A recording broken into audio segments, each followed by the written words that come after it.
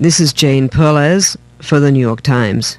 The Yanacocha mine sits 13,000 feet high in the Andes, where the Spanish came more than 500 years ago, captured the Inca emperor, and then plundered his gold.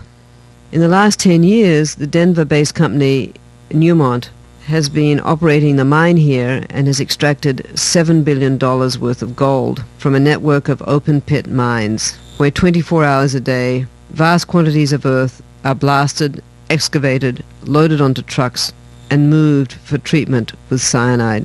To give an idea of the scale of this mine, 500,000 tons of earth are moved every single day. And by the time the mine is finished and closed down, Newmont will have moved 1 billion tons of earth to get the gold. We don't have underground operations, it's all surface operations. It's a very standard process, and any mining is going to have, is going to be fairly similar. I mean, it goes through a series of, drilling for your blast hole drilling, blasting, removing with some sort of loading capacity, loading it into a truck, carrying it to a destination, and then placing it in that destination. And in our case here, we have two destinations. We have our overburden stockpiles, and then our destination is our process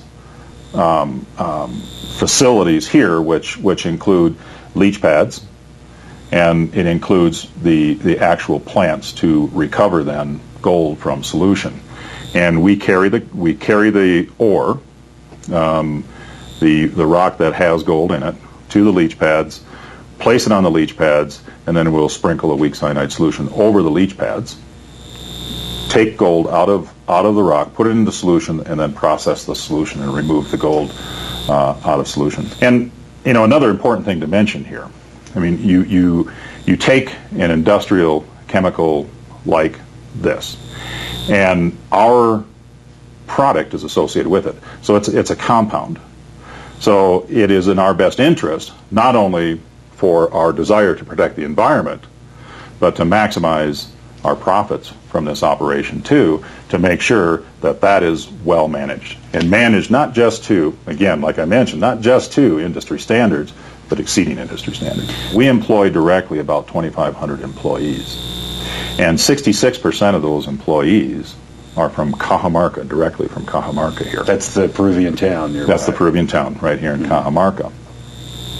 And if you look at the value that they see in this, they see the value in, for the first times in their lives, making good wages by anybody's standard, and having the opportunity, the first time in their lives, to send their children to not only good schools but universities, the first time in their lives to own their own home, first time in their lives to own a vehicle.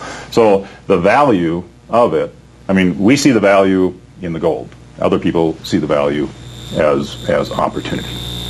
Land as the home of deities and spirits. There, a Canadian company, Glamis, with the help of financing from the World Bank's International Finance Corporation, has built a mine that has caused all kinds of opposition. The leader of the opposition is Bishop Alvaro Ramazzini, who fears the mine will suck precious water away from the local farmers. He was puzzled, he told me, why the World Bank is lending $45 million to Glamis Gold, a first world company. Why don't they give it to the people directly, he said. Glamis knew it would have a hard time persuading the farmers, so they took some of the farmers, 19 flights of them in all, to Honduras, where Glamis also has a gold mine. Some of the farmers came back impressed. Others said they were really upset. It was the first look at an open mine for Margarita Yock. She told me, "We cried then, we're ready to cry some more. It really looked horrible," she said. This summer, the villagers in Sipacapa, which abuts the new mine, held an informal, non-binding referendum to express their opposition. Their feelings were based on a report by an American hydrogeologist, Robert Moran, who went to the mine on behalf of a non-governmental organization and concluded that the mine would use vast amounts of water, far more than the environmental impact statements said. He also said the likelihood of pollution of the waterways was quite high. The mining company and the International Finance Corporation deny this. The head of the mining division, Rashid Kaldani, expressed utmost confidence in the safety of the mine. He was encouraged that the ombudsman of the corporation said last month that he believed the people's water would be unaffected. Next month, the mine in Guatemala is likely to start production. The head of Glamis in the region, Tim Miller, says the company has done all possible to adjust the community to their presence, including building schools and medical clinics. He also said the mine is likely to make profits of $200 to $300 million over the life of the mine.